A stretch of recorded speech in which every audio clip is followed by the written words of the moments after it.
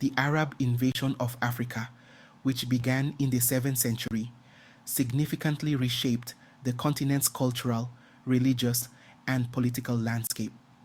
This pivotal period of history marked the spread of Islam and the establishment of Arab rule in North Africa and beyond, leaving an indelible mark on African societies that persists to this day.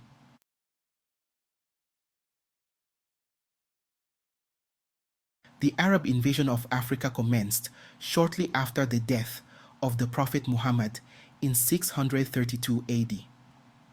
The newly unified Arab tribes, driven by religious zeal and the desire for expansion, embarked on a series of military campaigns known as the Arab Conquests. These campaigns extended their reach beyond the Arabian Peninsula, into the Byzantine and Sasanian empires, and eventually into Africa. The Arab forces first targeted Egypt, and in 642 AD, the Arabs, under the leadership of General Amr ibn al-As, captured Alexandria, the capital of Egypt. This conquest marked the beginning of Arab control in North Africa. Egypt became a springboard for further incursions westward along the Mediterranean coast. Over the next several decades, Arab armies advanced through Libya, Tunisia, Algeria, and Morocco, facing varying degrees of resistance from the indigenous populations. Despite the challenges, the Arabs successfully established control over these regions by the early 8th century, solidifying their presence in North Africa.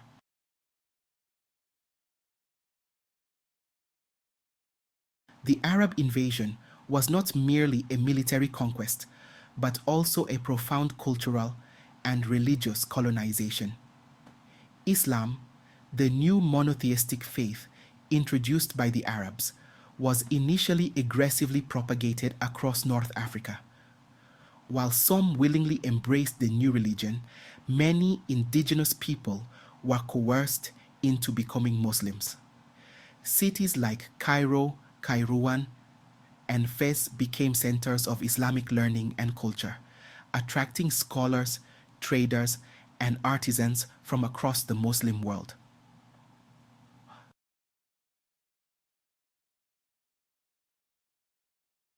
In North Africa, the Arabs encountered the Berbers, who had their own distinct cultures and traditions. Like other groups, many Berbers adopted Islam and integrated into the Arab-dominated society. The Berbers played a crucial role in the further spread of Islam and Arab culture into sub-Saharan Africa. Berber traders and warriors were instrumental in establishing Islamic states and trade networks in West Africa, facilitating the spread of Islam across the Sahara Desert.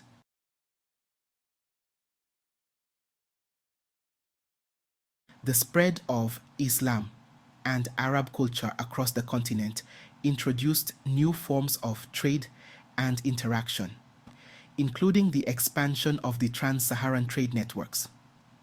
These networks, which connected the Mediterranean world with sub-Saharan Africa, became conduits for various goods, including gold, salt, and, sadly, enslaved human beings.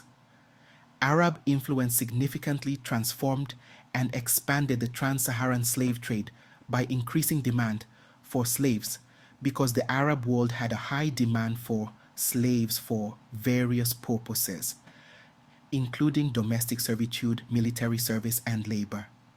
This demand fueled the expansion of the trans-Saharan slave trade as African slaves were transported to North Africa, the Middle East, and beyond.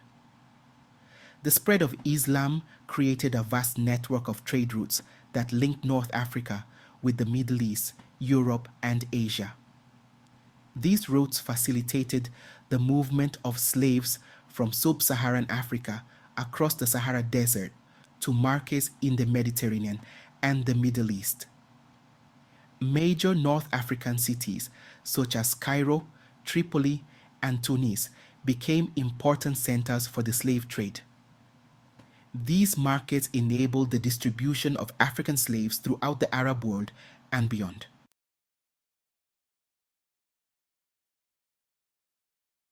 Despite the pervasive nature of the trans-Saharan slave trade, some African societies demonstrated remarkable resilience and resistance. Various communities employed strategies to resist capture and enslavement, while others adapted to the changing socio-economic landscapes brought about by the trade by participating in this odious trade as suppliers. Other African communities resisted the encroachment of Arab traders and the capture of their people. These acts of resistance range from military confrontations to fleeing into more remote and defensible areas. The resilience of these communities preserved many cultural practices and traditions.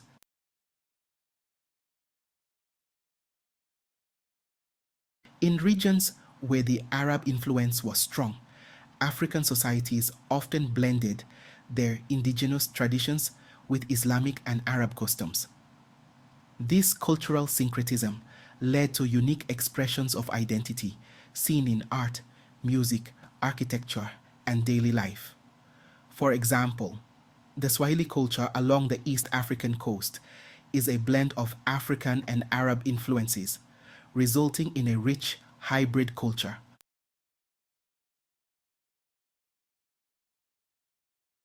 The decline of the trans-Saharan slave trade was influenced by multiple factors, including changing economic conditions, political shifts, and the rise of European colonial powers. By the late 19th century, European colonial powers began to exert control over much of Africa. The imposition of colonial rule disrupted traditional trade networks, including the trans-Saharan slave trade. European colonial authorities often sought to suppress the slave trade, although their motivations were often hypocritical given their own involvement in slavery.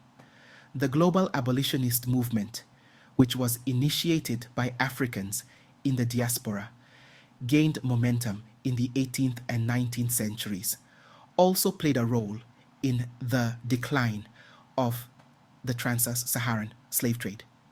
Humanitarian efforts to end slavery and the increasing moral condemnation of the practice pressured many governments and traders to abandon the trade. The decline in the profitability of the slave trade and the rise of other forms of commerce and industry also contributed to the end of the trans-Saharan slave trade. As economies modernized and diversified, the reliance on slave labor diminished.